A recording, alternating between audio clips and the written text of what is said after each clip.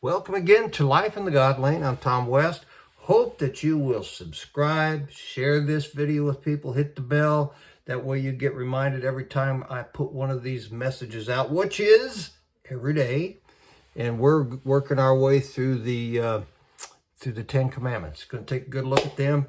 And I call this No Other Gods. It's from Deuteronomy chapter 5, verses 6 and 7. And it's for the 23rd of January, 2022. Hope you'll subscribe, share this video, give me thumbs up, make comments. That's really helpful to me. Look at Deuteronomy 5, verses 6 and 7. It says, I am the Lord your God who brought you out of Egypt, out of the land of slavery. You shall have no other gods before me. Folks, everything that matters is always founded on the basics. What is the basic thing for prospering and living long?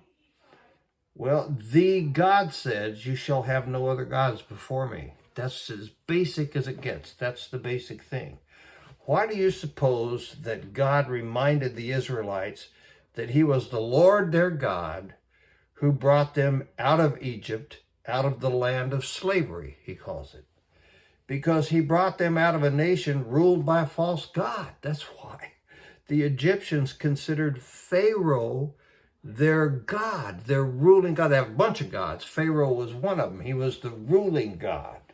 Pharaoh's rule as a false god had been imposed on the people of Israel for over 400 years. That's why God let them out. He wanted them to be free, be able to prosper. Newsflash, false gods tend to rule people. That is, impose their rule on people. The God led his people out of slavery to a false god and makes it clear that his people are to have no God but him. Why?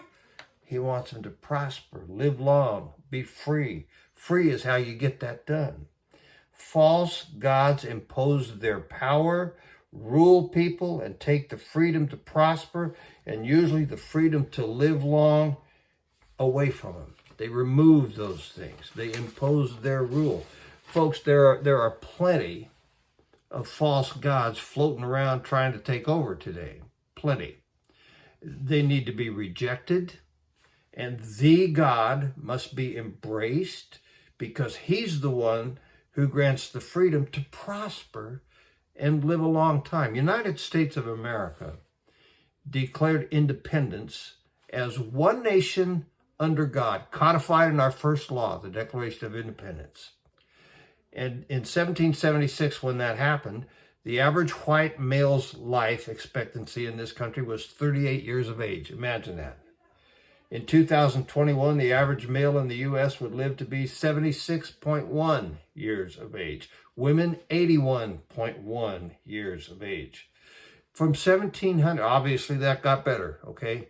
When we became one nation under God, granting freedom. From 1700 to World War I, which started in 1914.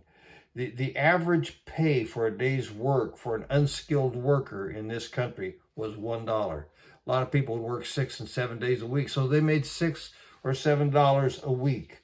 Today, an unskilled worker will work typically 5 days and can expect to earn $760 per week. We're doing better. Lots better.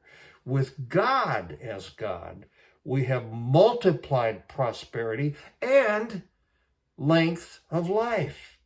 Two false gods that threaten us today are the two following. I'm going to mention them. First, socialism, Marxism, or communism. They're all kind of the same thing. And that's where the government becomes God. The government becomes God. That's an evil. And there's people trying to impose that today. When the government becomes God, things go south. People start living longer and they do not prosper, ever. The second false god floating around today, that's the most obvious one, if you take a look at it, is climate change. It has become a God with a little g to some people, to a lot of people. And it would impose the government on people to control them to supposedly save the climate, which they couldn't destroy if they tried to, because God's in charge of it. Both would put the government in charge, and the government would become God with a little g, and would take away prosperity and would limit life by making the government a false god. So it comes down to this.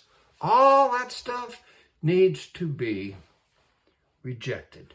No other gods but God.